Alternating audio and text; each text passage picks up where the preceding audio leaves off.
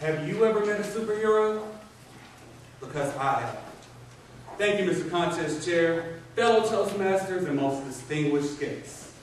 It is really appropriate that this contest is on Saturday morning, because when I was a child, Saturday morning was my time. It was the only part of the week that belonged expressly to me. Monday through Friday, school. Sunday mornings, church. Saturday morning was my block of time in life. And I would spend that time watching Saturday morning cartoons. That's right.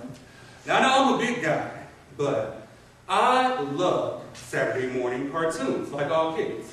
My favorite cartoon to start out watching was Muppet Babies. I know you wouldn't think that, but I loved Little Kermit and little Miss Piggy and Little Rolf and seeing all the adventures that they had. Why? Because it opened up my mind's eye and I was able to think with my imagination. They'd open one door and they'd be on a safari. They'd open another door and they'd be flying through space. It was amazing to me. They were kind of like heroes to me in a way. But really, Muppet Babies was only just warming me up for what I really loved. And that was the superhero cartoons. You all remember superhero cartoons. Good can defeat evil in a 30-minute block of time with 8 minutes for commercials. It was amazing. You could go and you could get it taken care of. There were 3 superheroes who I really loved. Number 1, the man with the S on his chest, the man of steel, yes, Superman. Superman is flying through the air. He's leaping tall buildings in a single bound. He's defeating evil everywhere. He jumps into his phone booth, switches around, and here he is. Who doesn't love Superman? Superman would take out Lex Luthor, and it would just be amazing, and I would be so happy. But then my second guy I loved, Spider-Man. Spider-Man is shooting these spider webs out of his wrist, swinging from building to building, taking out the Green Goblin. Spider-Man, the American hero. Who would not love him? But my favorite superhero of all, sing on me. I know you're going to know it when I sing the song. Batman. That's right. Batman. Loved Batman. Why? Because he was attainable.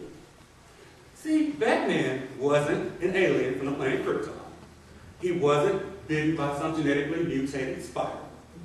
Batman was basically Bruce Wayne in a mask. Bruce Wayne had a bad childhood.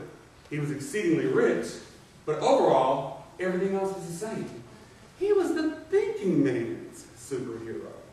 He put together all these things in the Batcave, got in the Batmobile, and defeated the Joker every time. I could count on him. It was amazing. I spent all my childhood praising these superheroes, and I had no idea that there was another superhero right underneath my nose. He also wasn't bitten by a genetically mutated spider. He also wasn't an alien from the planet Krypton.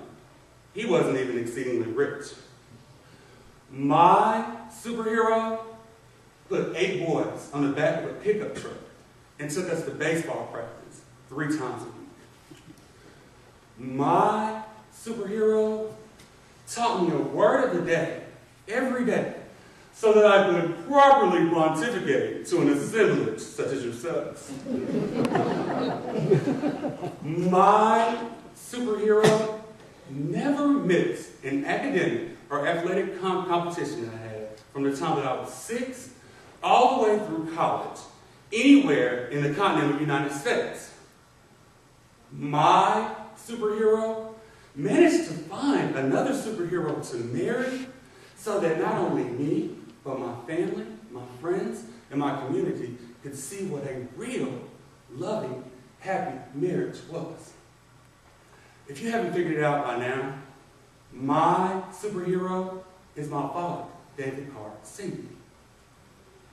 Ladies and gentlemen, 3 years ago today, my father passed away.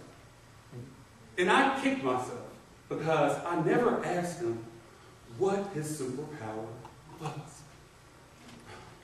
amazing. Now, I'm being fitted for the cape. I never understood how heavy the head was that wore the crown of superhero.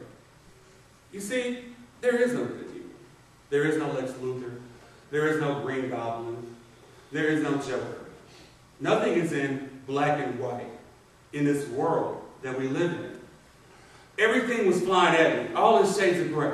Flying at me. I'm trying to bet it off. Everything's flying at me. So I became depressed and sad because I wasn't living up to being what a superhero is. But one day, I heard my father's voice, and he told me, his superpower was love.